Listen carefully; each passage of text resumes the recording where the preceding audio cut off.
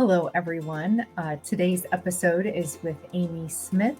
She is a physical therapist assistant. She is a director of regional operations or regional director of operations, one of those two. I might not be saying it right, for Restore Therapy in Alabama. Amy, she has a long track record of leadership and mentorship in the PTA caucus and in APTA. I'm super excited for you to hear about her leadership journey. So if you are a PTA who's looking to get into leadership in the future, you're not going to want to miss this episode. Amy gives us all kinds of tips and advice on mentorship and ways that we can learn and become better leaders and better physical therapist assistants. So please hang on, listen to the episode. I hope you learned something. I know I did. Thanks.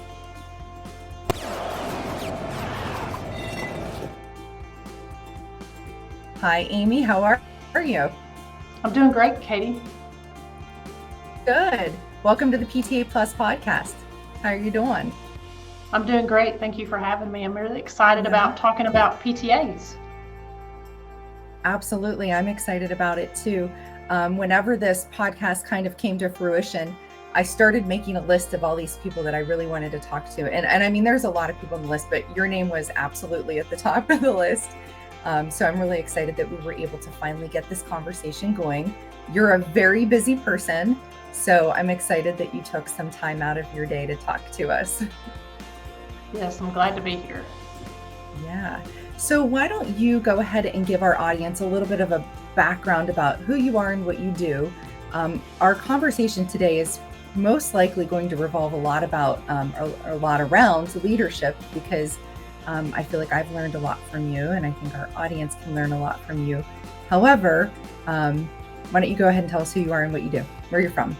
Right. Okay. Well, my name is Amy, and I'm a PTA. I live in Alabama. I'm sure that you don't pick up on the accent at all, but I am a Southern girl. I've been a PTA since 1995, so about 28 years. And I also have a degree in healthcare management. And about 15 years ago, I kind of stepped into more management, and beginning with a location manager in a skilled nursing facility. And then about 10 years ago, I moved to a regional director. So currently in the state of Alabama, I manage around 15 different sites from Central Alabama to North Alabama. I have freestanding outpatient clinics. I have one pediatric practice, skilled nursing facilities, a hospital-based community, and then some outpatients that are in retirement communities. So we mostly do geriatrics, but I do a little bit of everything. Like I said, I do have one pediatric practice. So that's kind of my day job, is working with Restore Therapy in Alabama. And then my side job, the one that I love, is being involved in APTA. And that's a volunteer work. And I've been involved in the Alabama chapter, the national organization of APTA, and also the APTA geriatrics.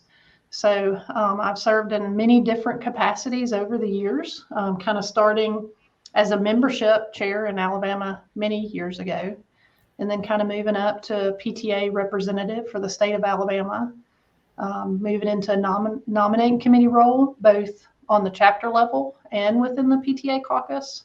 And then I served as delegate and chief delegate for the PTA caucus. And I learned a lot about networking and making relationships and collaborating.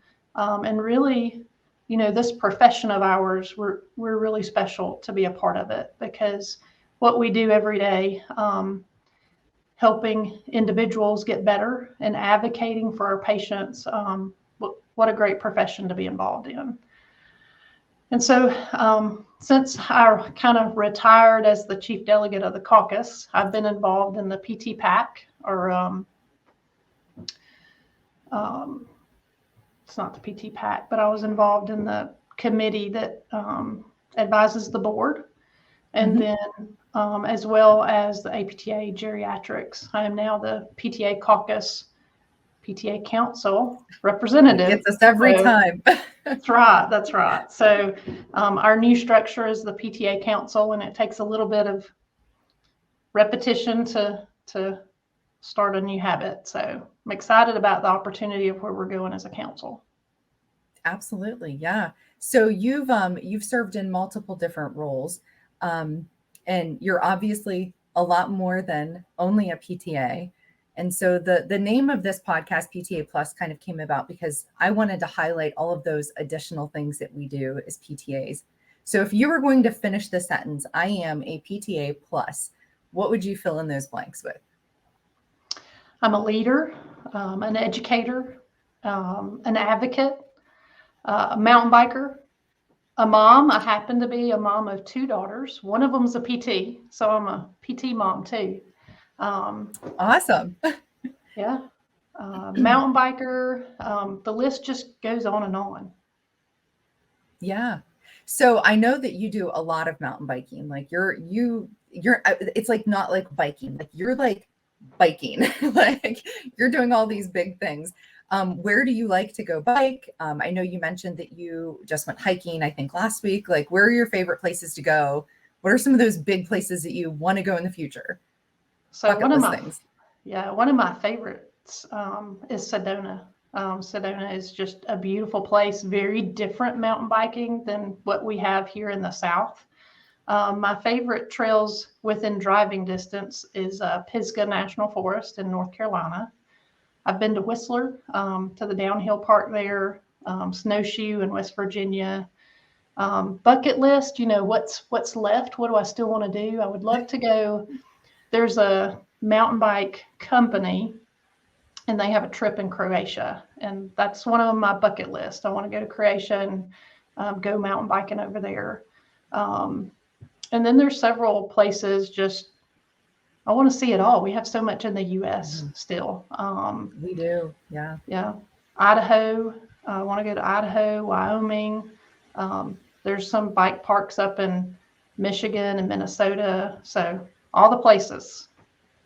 Go everywhere. Do it all. That's awesome.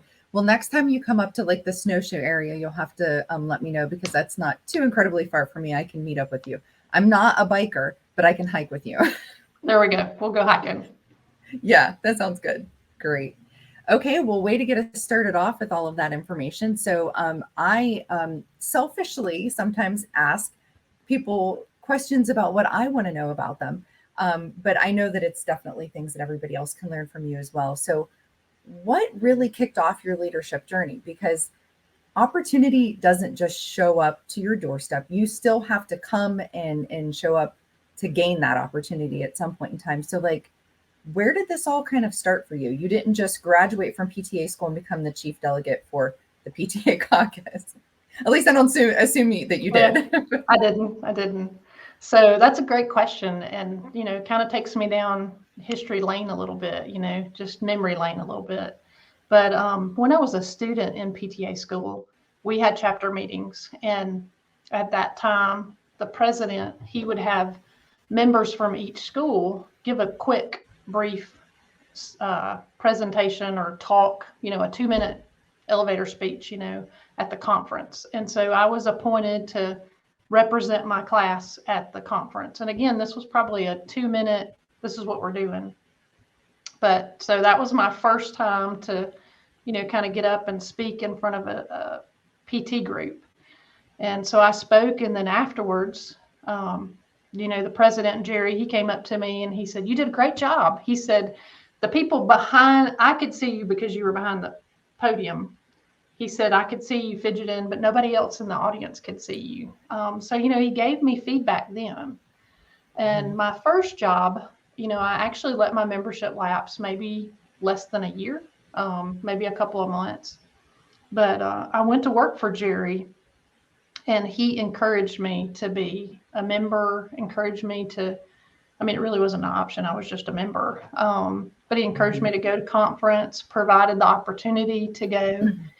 And we had the great opportunity to have our spring conference at the beach. And so we would have conference down at Perdido Beach. And sometimes in between classes or before a business meeting, you might be down at the beach for a quick walk.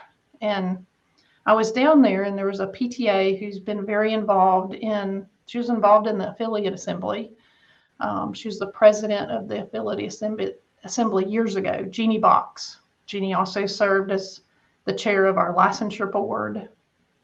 And she was there with her sisters, actually. And she told me, she said, it's time for somebody else to step up. It's time for somebody else to step up and take a chance. And she was always one of those people that you just respected. And she taught me a lot. I would have never ran against her. She's just one of those people who's like, she's running. I'm not running for office. Exactly. And so, that was several years after I had graduated, probably 5 years. And I ran for representative and I lost. So the person that ran backed out for whatever reason. And so a month or two before House of Delegates, I got the call that said, hey, we need somebody to go. And so my very first House of Delegates was in 2001 in Anaheim. And I was hooked after that. Wow. House of Delegates is an experience that you just have to be there to really feel it. And I mean, that had to be incredible and maybe a little overwhelming to you at first. Yes. So Cherie Metz, she's also from Alabama. And at the time, she was my go-to person. She was on the National Assembly Board as well. She's a member of the Barefoot Gang that you interviewed on your last podcast. But, I remember calling Cherie and saying, okay, tell me about this Robert's Rules of Order. Like, when can I speak and when can I not speak? And I don't want to be called out of order. And I was like, I'm just going to have you on a headset in my ear. So you're telling me when I can and can't talk, Yeah. But yeah, it was very overwhelming at first to think about, okay, I'm an Alabama girl. I'm going to fly to California and go to this meeting. People that, a lot of people I don't know, but you very quickly make connections and network. And, I have friends all over the country, and that's pretty neat. So, there are a lot of mentors along the way that I think about. Jeannie Box was one of them. Another one was Barbara Bradford. And Barbara was a PTA educator. She's a PT, but a PTA educator. And one of the things they really instilled in me is your voice is so persuasive. And at the time, we didn't have a vote. Or we had a half a vote.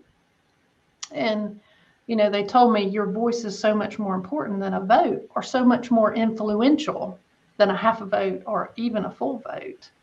And that is very true, that my voice and my opinion, managed in the right way and being open to others and willing to collaborate, that's the most significant thing that we can give to our profession. And I think it is really an expectation. I mean, that really is something that we should do, is we should be involved. And, my opinion may be wrong, but if I don't hear Katie's opinion, then I may not be able to see the other side of it. And so having that attitude and that willingness to say, I want to sit down at a table with 10 other people who see things differently from me. I want to understand their perspective. And together, we're going to come to a better solution than we would individually.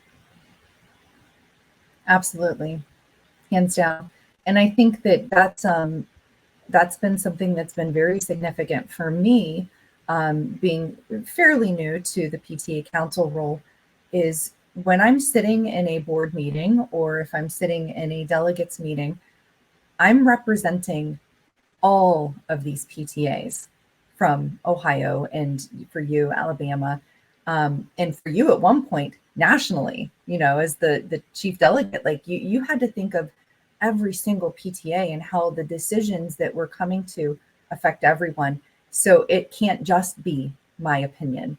It really forces you to think outside the box and to take other people's perspectives into consideration, and it broadens everything for you. Absolutely. As a chief delegate, I took that I took it to heart.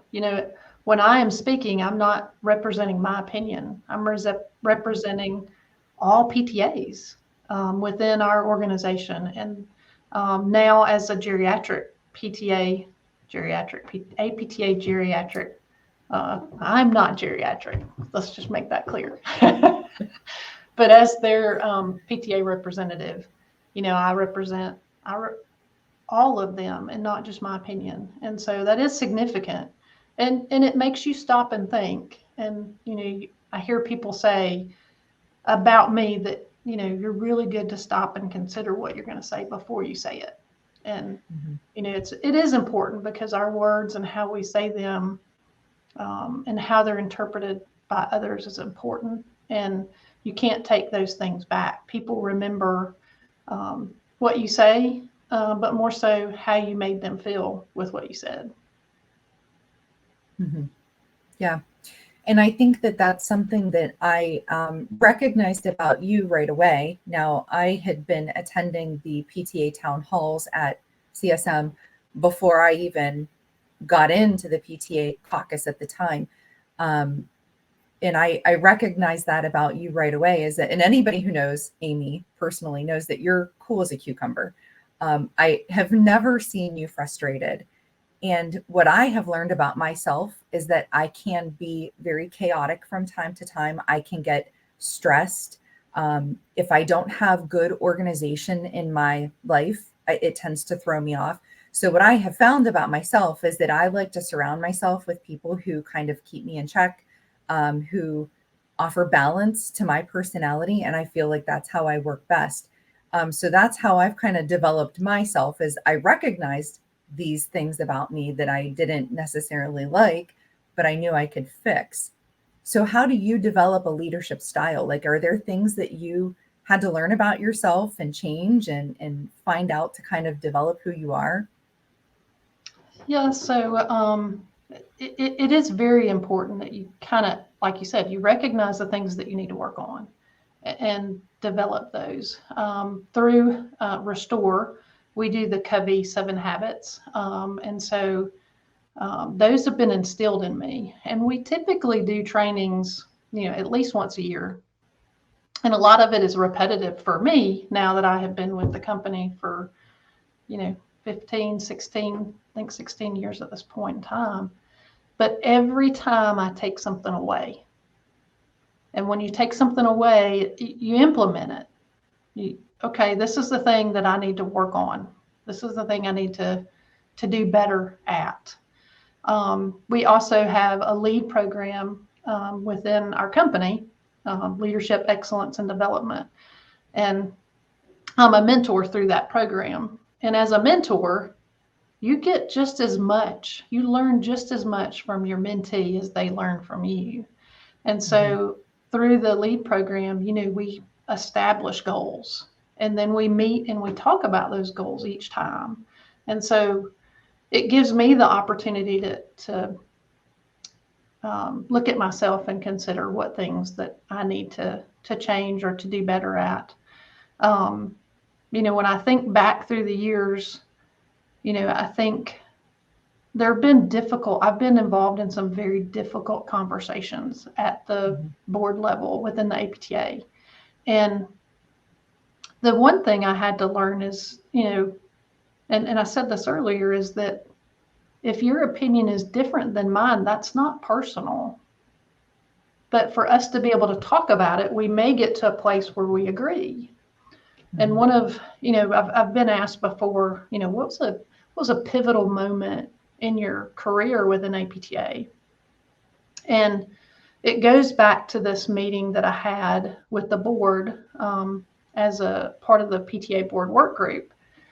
And Sheila Nicholson, who was a great leader she's actually from Alabama, but she's, a Florida chapter former president, board member. She's a PT. She was a PT and then also a lawyer. And so you can imagine debating a topic with Sheila could be a little overwhelming, a little intimidating. And I remember debating a topic with Sheila, and I might have been cool as a cucumber on the outside, Katie, but I was sweating bullets under that suit. I promise you. And we had a great debate. We had different viewpoints, and the board meeting closed, and that night we went to dinner and we had drinks and we had a good time. And that taught me that it's okay to have a different opinion. You still are respectful in how you speak and how you present your topic. And it's okay for somebody else to have a different opinion. And we did, from all those discussions, we brought forward the motions that ended in the chapters allowing PTAs to have a full vote. So there were positive things that came from those difficult, hard discussions. And honestly, I don't even remember what the discussion was about at this point in time specifically. I just remember feeling a little intimidated, but speaking. So you've touched on this a little bit as far as like mentors go. Now, I know you're at a point where you mentor others. I feel like you have directly and indirectly mentored me and many others. But how does mentorship and service tie into leadership? Because I don't feel like you can have one without the other. I agree. I think they're intertwined. I don't even know that you can separate them. Can you be a leader and not a mentor? Well, I don't think you're an effective leader if you're not mentoring. I think back to, Janet Crozier was a mentor for me, and she stretched me. She pushed me. She's one that would give you really good constructive criticism. She would tell you, okay, you're doing great at this. You need to do better at this. And when I first became a chief delegate, it was intimidating to have conversations with the board. And I remember her saying, that's not my conversation to have. That's yours. You need to pick up the phone and call. Or whatever the mode of discussion was at that point in time. But, it's mentoring and leadership to me go hand in hand. Even where I am in my position with work, I want to be mentoring and developing people that can come along beside me and help me, or that take my place at some point in the future. As we should always be growing leaders. We should be growing people that can take the profession to the next level.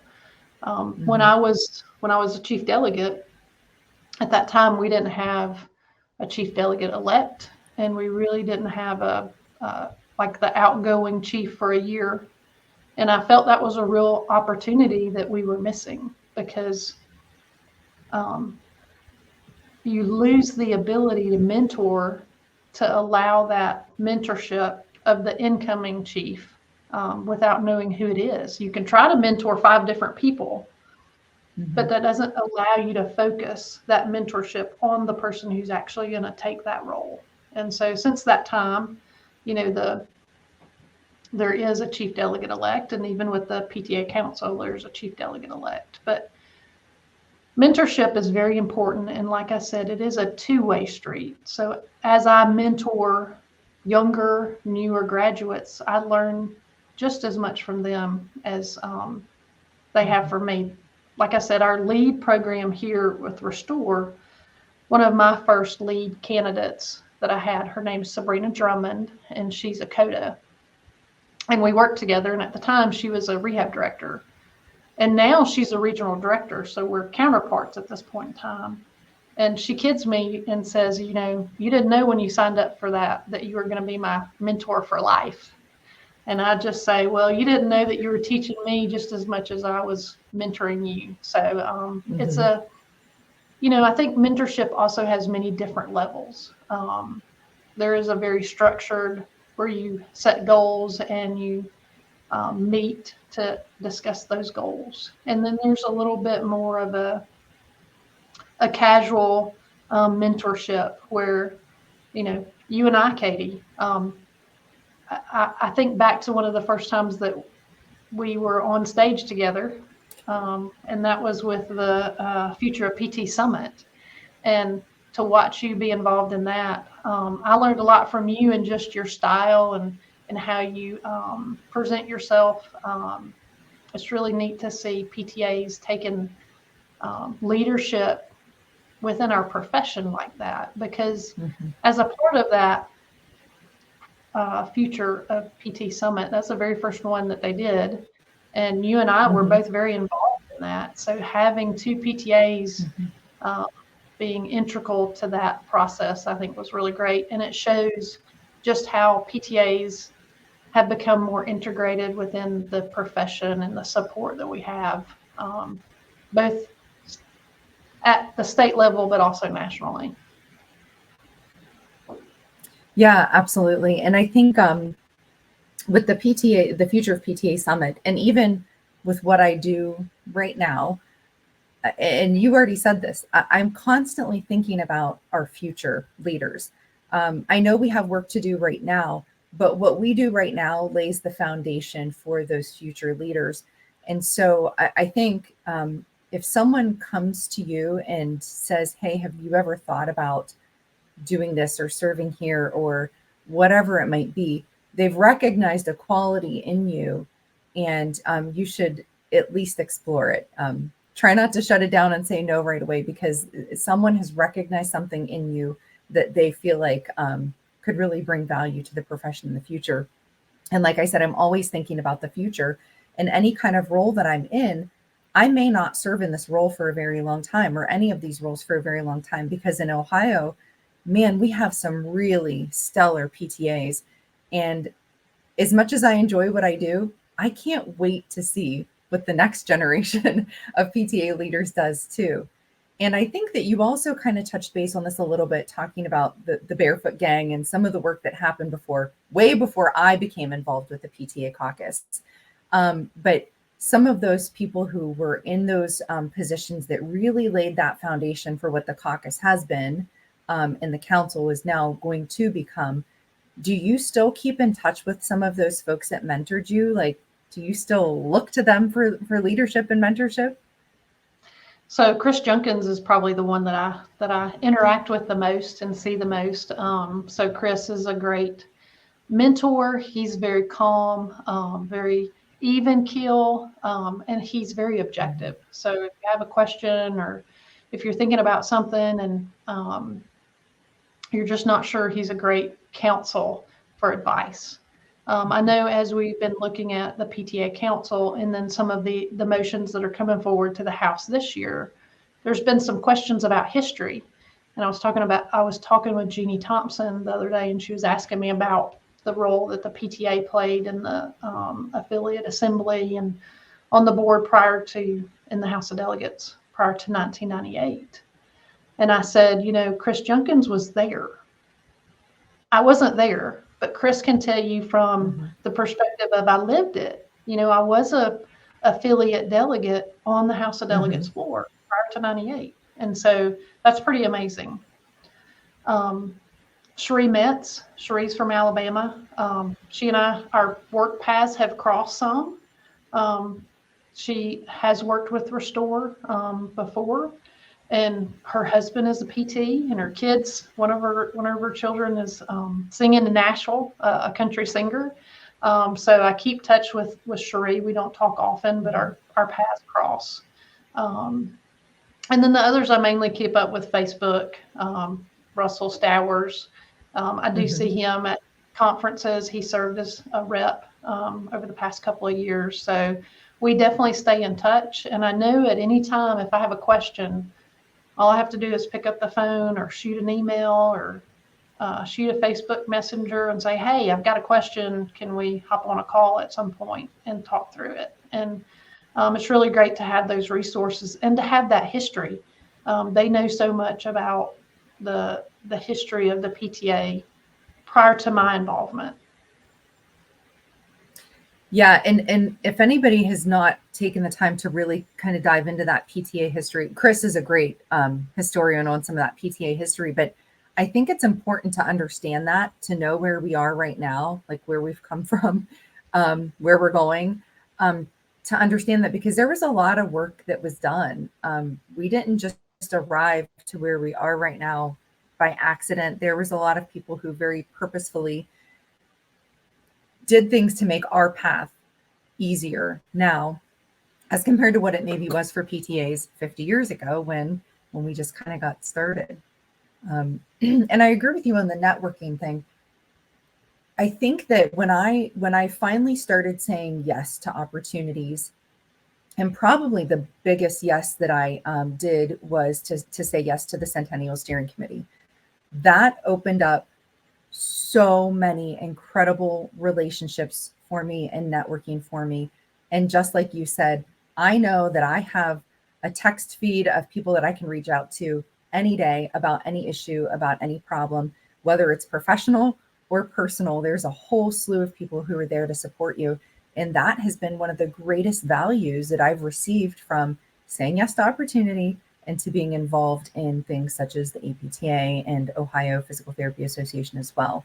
I have these people that have my back 100% of the time, always. So one of the things that you said to the audience is, if somebody comes up to you and says, hey, I think you would be great at this position, be open to it. Be open to considering it. There are a lot of opportunities for people to be involved, and that involvement can be short. It doesn't have to be a 3-year commitment. It could be a very short commitment. But if someone sees in you the potential, don't say no. You might say not at this time, or you might say, well, help me understand more about what this position entails or what this work would be. Or you might say, I'll think about it if you'll go with me, or if you'll walk with me along the way. So definitely that struck a chord with me is, be involved in whatever way that speaks to you. There's a lot of opportunity. We just had a PT pub night earlier this week. It was on a Tuesday night, I think. And we have a new young PTA in Alabama who's really stepped up. Macy was also involved in the APTA social media. And she was one of those that she just raised her hand and said, hey, I want to do something. And I first heard her name from Lisa Mack, APTA staff. And I was like, who is this person in Alabama that I don't know? Who's this PTA who wants to be involved? And since then, I've really got to know Macy, and she's so energetic and just very, she's now co-chair of the membership committee and doing a great job. And I'm just really excited to see, this next generation, this younger generation, be so excited and involved. And, I want to help those people. I want to be able to support them. The nominating committee of the PTA Caucus Council, whoever, they reached out to me a year or so ago and said, would you like to run for office? And I said, I would like to let others run. If there's something that you need, I'm willing to step up and help. I said, but I would rather allow others to be able to step into positions and grow and lead. And that's really where I am right now with the council. I am on the geriatric representative, but there's lots of opportunities for people to get involved. And if anybody has questions or they need support or they need, I've also done like mock interviews. The very first time I ran for office, I did a mock interview in front of the Alabama chapter, and they critiqued me up and down one side and the other, but it taught me how to interview better. And so now I have the opportunity to do mock interviews for others who are running for office. And I just currently am serving as a campaign manager for somebody running for national office. So that's been fun too, and a whole different perspective than things I've done in the past. Yeah, certainly. What an opportunity. So there's another plus, campaign manager. There you go. Yeah, you can add that to your list too. And sometimes I think that sometimes you're being mentored and you don't even know you're being mentored. I look back at some of the folks that really encouraged me to take on some different opportunities or to forge forward in certain areas. And at the time I thought, why are they making me do this? Like, what have I done to deserve this? And sometimes there's things that are put on your plate that really kind of test you. And I think that there's been a lot of folks that have kind of secretly mentored me over the years that I didn't maybe understand it at the time. But now looking back, I'm like, oh, I see what they were doing. I see how they were molding. And yeah. And sometimes it doesn't feel good, Right. Yeah, exactly. Yeah, it's not always sunshine. Sometimes there's some testy things that we have to go through. Speaking of rough waters, you actually had the opportunity to lead, and I say opportunity, even though, again, it might not have felt comfortable at the time, but you led the PTA caucus through some rough waters. The PTA differential really kind of had its birth during your leadership, and that was a hard one. What's it like to lead and guide when there's some rough waters that you're treading through? So how, as a leader, how you present yourself and lead through those rough waters, it changes the whole demeanor of your group, of the profession and the association. So, when that happened, when the House brought forward that motion and passed it that created the PTA differential, I got a call from Sharon Dunn and Justin saying, hey, we need to hop on a call. We got to tell you what's going on. And so I remember I was in Jacksonville, Alabama at a clinic with a new PT that had just started, and I was doing orientation, and I was like, I've got to step away for a minute. So, that's the first thing, is that they were very involved and engaged in communicating with me immediately as soon as they knew. And then the second thing is just realize, trying to take a step back, because it's very personal to me. It affects us directly, but trying to take a step back and look at the bigger picture, look at the history of other types of differentials within the PA and, the doctors and nurses, looking at what happens there and then how that may have led to this. But, the most important thing is what can we do now? What things are within our control, within our scope? Absolutely. And how can we positively impact it?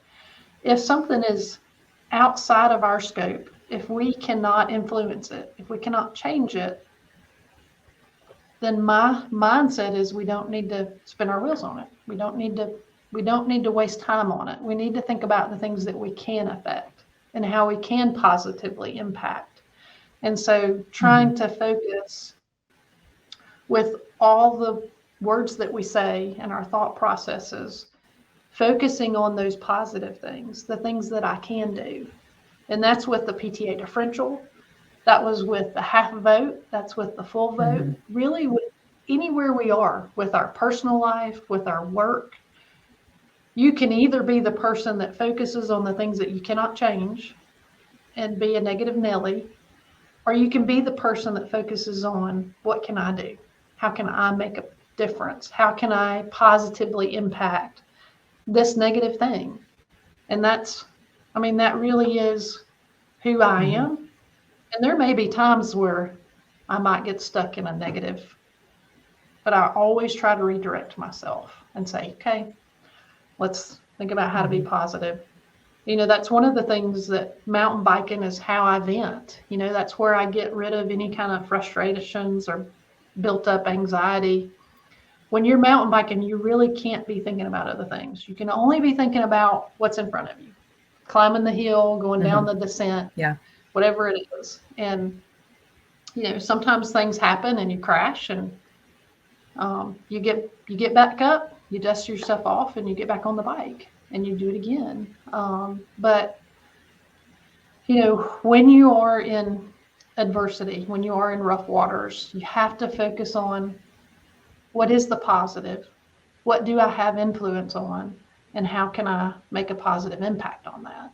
And that's the biggest, in my mind, that's the biggest thing. We think about rough waters, that makes me think about whitewater rafting or canoeing down a river. When you're in rough waters, you're looking for the path. that'll take you down the river. And I think that's the same thing as a leader. You're looking for the path that's going to keep you moving forward.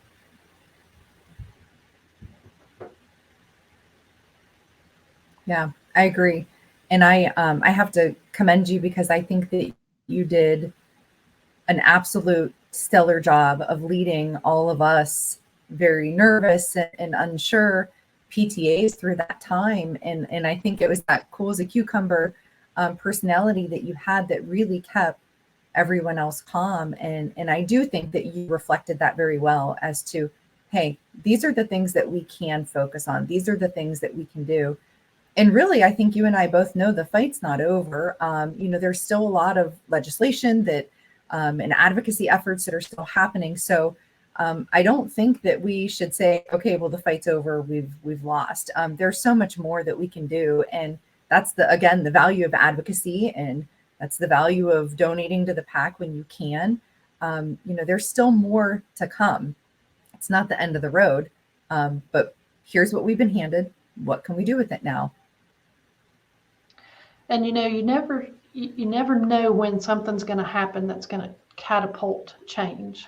COVID was a very, very difficult, it's a pandemic, but there were positives that came out of it. And telehealth was one of the positives that came out of it. And that's something that we had advocated for before, but to see it in action and what a positive impact it could have used in the right way, and how that changed practice, within our setting, within the rural communities that we provide service to. If I had a PT that was managing 2 buildings and now one had COVID and one didn't, well, if without telehealth, we wouldn't have been able to provide service in both of those communities. Because, in one area I think there are two licensed PTs in the entire county, and one of them works for Restore. But I mean, there's just not enough. There's not enough people to provide the service, and so the more that we can do to increase our ability to provide that service will help. And I'll be in DC next month, advocating for our profession. And last year we advocated for telehealth. We advocated for PTAs. Part of this differential is there are areas that we're advocating to lighten it.